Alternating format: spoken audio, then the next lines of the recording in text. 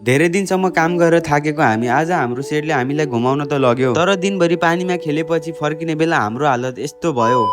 Hello अनि नमस्ते साथीहरू, स्वागत छ तपाईँहरूलाई मेरो डे 23 मिनी भ्लगमा। आई होप तपाईँहरू सबै सन्चै अनि आरामै हुनुहुन्छ होला। हामी पनि एकदम ठिक छौँ। हामीले काम गर्दा गर्दा छुट्टी नमिलेको धेरै दिन भइसकेको थियो, तर आज चाहिँ हाम्रो सेटले एउटा निर्णय गर्यो, आज होटल बन्द गरेर सबैजना घुम्न जाने। अनि त्यसपछि हामी सबैजना पुग्यौँ रिसोर्ट। आजको दिन चाहिँ यति रमाइलो हुन्छ भनेर हामीले सोचेको पनि थिएन। बिहानै हामी सबै तयार भएर बसेको थियौँ अनि सेट पनि आफ्नै गाडी लिएर आयो र हामी त्यहाँबाट निस्क्यौँ। गाडीमा बस्न साथ म्युजिक सुरु भयो र बाटोमा हाँस्दै रमाउँदै यात्रा पनि सुरु गर्यौँ। मेरो छोरा त झन् अर्कै दुनियाँमा थियो, म्युजिकको तालमा पुरै इन्जोय गर्दै बसिरहेको थियो। तर बाटोमा चाहिँ ट्राफिकले पनि स्वागत गर्न छोडेन। एकछिन जाममा रोक्यौँ अनि बाटो खुलिसकेपछि गाडीमा सिएनजी पनि हाल्न गयौँ। त्यसपछि फेरि गीत बजाउँदै हाँस्दै रमाउँदै हामी पुग्यौँ सङ्ग्रिला रिसोर्टमा। त्यहाँ पुगिसकेपछि चाहिँ सेटले सबैको टिकट लिन गयो। एकजनाको कमसे कम 1100-1200 रुपियाँ जति परेको थियो। टिकट लिएपछि चाहिँ हातमा एउटा ब्यान्ड लगाइदिए। त्यो ब्यान्ड चाहिँ भित्र इन्ट्रीको लागि रहेछ। अनि भित्र गएपछि त के चाहियो र, स्विमिङ पुलदेखि लिएर त्यहाँ भएका सबै कुराहरू मजाले इन्जोय गर्यौँ। बिहान 10 बजे घरबाट निस्किएर 11 बजे रिसोर्टमा पुगेको हामी एकैचोटि राति 7 बजे पो फर्क्यौँ। त्यो 11-1200 को टिकट काटिसकेपछि खाना नास्तादेखि लगेर सबै चिया पानी पनि त्यही प्याकेजमा मिल्दो रहेछ। तर आज पानी धेरै परेको हुनाले त्यसैले मोबाइल धेरै चलाउन पाएन अनि भिडियो पनि सोचे जति बनाउन सकिएन। त्यसमाथि त झन् मैले आज छोरालाई पनि लगेर गएको थिएँ, उसलाई पनि हेर्नै पर्ने थियो। त्यसैले मोबाइल भन्दा धेरै आजको यो मोमेन्ट नै इन्जोय गर्न मन लाग्यो। दिनभरि पानीमा खेलेपछि फर्किने बेलासम्म हाम्रो हालत हेर्नुहोस् त, फेस नै परिवर्तन भइसकेको छ। मेरो छोराको फेस हेर्नु भयो भने त झन् थाहा हुन्छ कि दिनभरि कति रमाएको थियो भनेर। सो हामीले चाहिँ आजको दिन एकदम इन्जोय गर्यौँ। हजुरहरूलाई कस्तो लाग्यो कमेन्ट सेक्सनमा भन्नु होला। अनि हजुरहरूलाई पनि आफ्नो फ्यामिलीसँग यस्तै रमाइलो गर्न मन छ भने त्यहाँ जानु होला। अनि भिडियो मन पर्यो भने भिडियोलाई लाइक कमेन्ट सेयर गरिदिनु होला र च्यानलमा नयाँ हुनुहुन्छ भने सब्सक्राइब पनि गरिदिनु होला। आजलाई चाहिँ यति नै, भेटौँला यस्तै नेक्स्ट भ्लगमा।